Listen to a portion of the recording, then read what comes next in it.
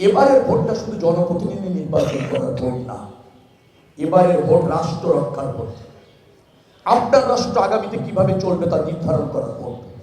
কোনো অবস্থাতে অবহেলা না। রাষ্ট্রের সংকট আছে, স্বাধীনতা, সার্বভৌমত্ব, অস্তিত্ব, স্বস্তি।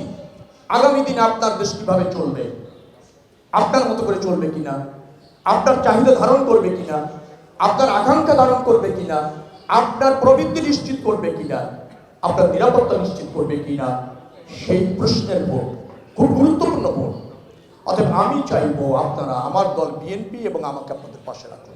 আমরা আপনাদেরকে নিশ্চিত করতে চাই আপনার যে নতুন বাংলাদেশ, যে জবাবদিহিমূলক শাসন অথবা সেবা, সেটাই সরকার করবে। সরকার জনগণের কাছে দায়বদ্ধ থাকবে, আপনাদের কাছে দায়বদ্ধ থাকবে। জনপ্রতিনিধি আপনাদের সেবক হবে, আপনাদের দোরগোড়ায় থাকবে। তার জবাবদিহিতা রয়েছে, কারণ আপনাদের প্রতিনিধিত্ব করছে সে পার্লামেন্টে অথবা সরকারে, অথবা আপনাদের অধিকার নিয়ে সে বার্গেনিং করছে সরকারের সাথে। সে জায়গায় আমি কনসাস আছি, সে জায়গায় আমি দায়িত্বপরায়ণ আছি। নিশ্চয়ই আপনাদের আস্থার অমর্যাদা করবো না, ইনশাআল্লাহ, নিশ্চয়ই করবো না। তবে এবারের জন্য আপনারা বিএনপিকে নির্বাচিত করবেন। রাষ্ট্রে বিএনপি ক্ষমতায় থাকা জরুরি। আমি আবারও বলছি, রাষ্ট্রে বিএনপি এই মুহূর্তে ক্ষমতায় থাকা খুবই জরুরি। ফ্যাসিবাদের পতন হয়েছে, দুই একটা নতুন রাজনৈতিক দল যে কোনো মূল্যে ক্ষমতা আসতে চাইছে, মানুষকে বিভ্রান্ত করছে। যাদের একদিনের রাষ্ট্র ব্যবস্থাপনার অভিজ্ঞতা নাই, 5 দিন সংসদে বসার অভিজ্ঞতা নাই, কিন্তু তারা বিভ্রান্ত করে জনগণকে এবং রাষ্ট্রকে অস্থির করতে চাইছে। আপনার এই এলাকায়, আমি ওয়েস্টার্ন ডিস্ট্রিক্টবাসীকে জানি, অত্যন্ত স্মার্ট এলাকা, সম্প্রীতির এলাকা, একটা অভিজাত এলাকা, পর্যাপ্ত অবকাঠামো সুবিধা নেই, কিন্তু মননে আপনারা অনেক সমৃদ্ধ। মানসিকতায় কিন্তু এই ওয়েস্টার্ন ডিস্ট্রিক্ট একটা অভিজাত এলাকা। বেশ গুণী মানুষ এখানে বসবাস করে, সচেতন মানুষরা বসবাস করে। রাষ্ট্রের এই সংকটে আপনারা কিন্তু সুবিবেচনার পরিচয় দেবে। বিএনপিকে পাশে রাখবেন।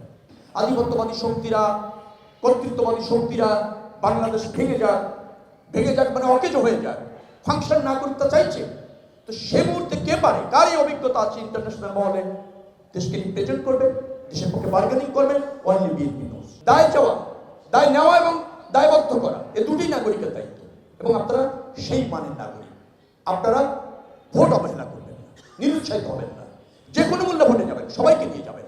আমি আবারও বলছি, জনপ্রতিনিধির চেয়ে বেশি বড় হচ্ছে আপনার রাষ্ট্র আগামীতে কিভাবে চলবে, সেই সিদ্ধান্ত হবে এই ভোট।